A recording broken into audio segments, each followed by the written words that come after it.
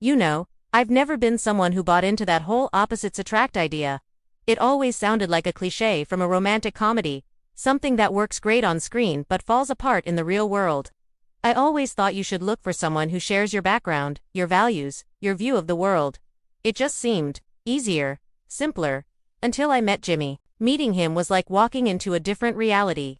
My entire life had been built on a foundation of money, connections, and the quiet assurance that any mistake I made could be managed, erased, swept under the rug.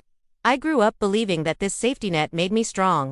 That having the resources to fix any problem meant I was confident, capable, and in control of my own destiny. My world was polished, predictable, and everything had a price. Then there was Jimmy. He had none of it. No family money, no influential friends, no savings account to speak of. He sold cars for a living, working on commission, and lived paycheck to paycheck. He didn't have a safety net. He had principles, and those principles were non-negotiable. He lived by a code that he refused to compromise, even when it was inconvenient, even when it cost him dearly. To me, it was baffling. It seemed impractical. I remember our first real argument. It was over something small, but it revealed everything. I called him stubborn, inflexible. I couldn't understand why he wouldn't just bend a little to make his life easier. His response hit me like a ton of bricks. He looked at me, not with anger, but with a kind of sad clarity, and said, "You're not stubborn, you're just scared. You're terrified of what might happen if you fail, because you've never had to." It hurt.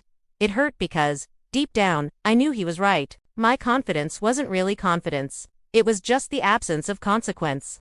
That truth became painfully clear not long after. The dealership where he worked was pushing its salespeople to upsell customers on unnecessary warranties and services. It was a classic, slightly shady tactic to boost profits. Jimmy refused. He wouldn't lie to a young family trying to buy their first reliable car. He told them the truth about what they needed and what they didn't, and for that, he was fired. My immediate reaction was to fix it. This was a world I understood. "I'll call a lawyer," I said, pulling out my phone. "My dad knows people. We can sue them for wrongful termination. I can give you money to tide you over. We'll find you a better job." I was ready to deploy my entire arsenal of resources, money, influence, connections. Everything I had always used to smooth over the bumps in the road. He just looked at me and gently shook his head. "No," he said. Not angrily, not defensively, just calmly. "This is my problem to handle." I was floored. It was the first time in my entire life that I had offered my help, my powerful, effective, problem-solving help hand, been turned down. More than that, it was the first time I realized that my way of helping was all about control. It was about managing the situation, manipulating the outcome, and ensuring a victory. I didn't know how to simply support someone. I only knew how to take over. Watching him navigate the aftermath was a lesson in humility. He didn't complain. He didn't wallow in self-pity. He started looking for a new job the very next day. He took on odd jobs delivering furniture, helping a friend with landscaping just to make ends meet. He was facing a genuine crisis, the kind I had only ever read about, and he was meeting it with a quiet dignity I had never witnessed before. He wasn't afraid of the struggle. Then, inevitably, it was my turn to fall. At my high-powered marketing job, I was leading a major campaign. I got arrogant. I cut some corners, ignored some data that didn't fit my narrative, and pushed forward with an idea I was sure would be a massive success. It wasn't. It was a disaster. A very public, very expensive disaster. And for the first time in my life, there were consequences I couldn't escape. My boss was furious. My reputation was damaged. My safety net had holes in it, and I was falling right through. I went home that night completely shattered. I was expecting Jimmy to say "I told you so." I was expecting him to lecture me, or, even worse, to see the satisfaction in his eyes that I was finally getting a taste of the real world. But he didn't.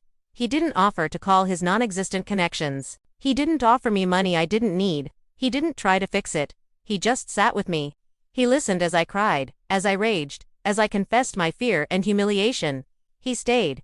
He was just there, present. The next morning, when I was dreading going into the office to face the music, he made me breakfast. He said, "You made a mistake. Now you go in there, you own it, and you learn from it. That's all you can do." He wasn't judging me. He was just showing me the way forward.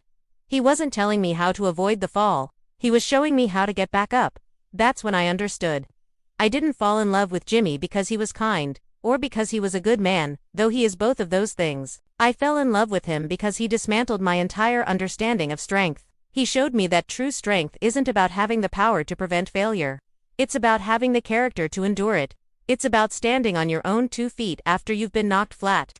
My life was full of things, possessions, opportunities, advantages. Jimmy's life was full of character, integrity, resilience, self-respect. He didn't change my life by giving me more of what I already had.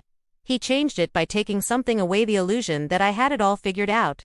He taught me that the most valuable things in life are the ones that protect you from storms, but the ones that teach you how to stand in the rain.